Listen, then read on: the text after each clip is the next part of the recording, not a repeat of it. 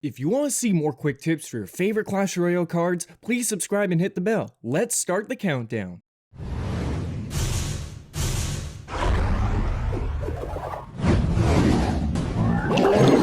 Number 15. When the Mortar or Expo locks onto your Elixir Golem and it dies, the Mortar or Expo's AI will see the Golem disappearing as the main Golem dies and the Golemites spawn. So make sure your Elixir Golem is placed far back in this area to distract it, and you have other cards ready to tear up that siege building. An Elixir Golem placed in front of a Mortar or Expo is at higher risk of being killed due to enemy supports. Number 14. When the blobs spawn, they have a good amount of health and they can even force a log out of the opponent. Not only can you use this aspect for bait, but if you combine it with something like the Goblin Barrel, the log will kill the barrel, but not the blobs. Number 13. This card can work simultaneously well in log bait and fireball bait. Due to their health, speed, and the fact that one Golemite usually tanks for 2 blobs, they'll usually be willing to fireball the Golemites. That's when your fireball vulnerable card strikes. Number 12. Some tank busters are a little bit weak on their own, especially against enemy supports. Use that Elixir Golem to protect the tank buster, and then you'll have a deadly counter push afterwards. Number 11. It pairs very well with the Miner. If you're blocking off enemy attacks and the Elixir Golem still has some health left, you can use the counter pushing Elixir Golem to absorb damage for the Miner. Plus, when the Elixir Golem splits, the tower automatically relocks onto the Miner. Number 10. This card is going to fit best in deck archetypes such as Bridge Spam,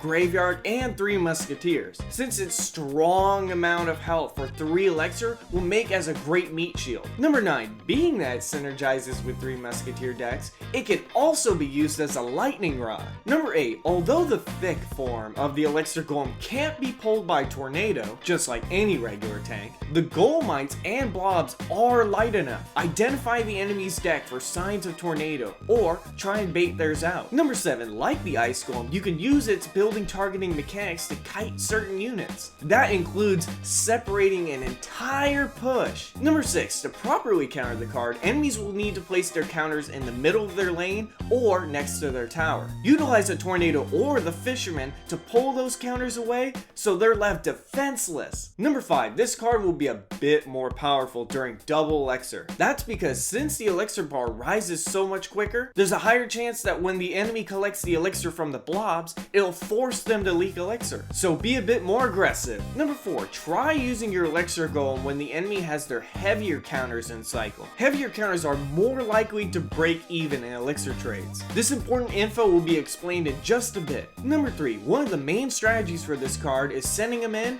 and then preparing the cleanup crew. Send out the Elixir Golem to deal a bunch of damage, and when the enemy has a giant counter push coming, have the appropriate card or card combos to clean everything up. Number 2. You could use it as a mini tank, but be very careful. It's okay if you're blocking out some damage, but if there's too much and he dies before gaining offensive value, that's a huge Elixir gain for the enemy. If the Elixir Golem pops on your side, quickly go on offense to take advantage of those still alive Golemites. And number 1, this is my advanced strategical theory for this card. Here's the equation for Elixir trades. Take, for example, a Goblin Gang versus a Knight. A 3-for-3 trade. The equation shows it as a neutral trade. However, this is the new equation for cards facing the Elixir Golem. For example, a Goblin Gang versus an Elixir Golem.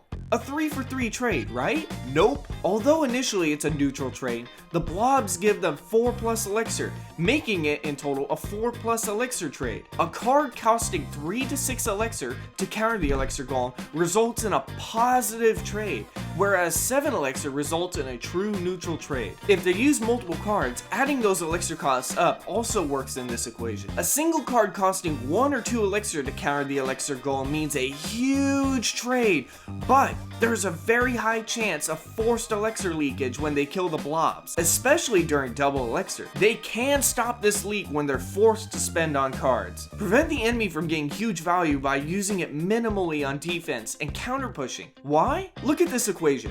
If the enemy throws a Goblin Gang at the bridge and I block off some of the damage with an Elixir Golem, that's a neutral trade. But now, instead of spending elixir to deploy a regular Elixir Golem at the bridge, I theoretically have a free counter-pushing offensive Elixir Golem, meaning the enemy has to spend elixir to kill it. Now, when they gain the blob elixir, the outcome is different. Wait, if you want to see all the quick tips cards I've covered, click this link. Subscribe if you want more Ernie C3 content.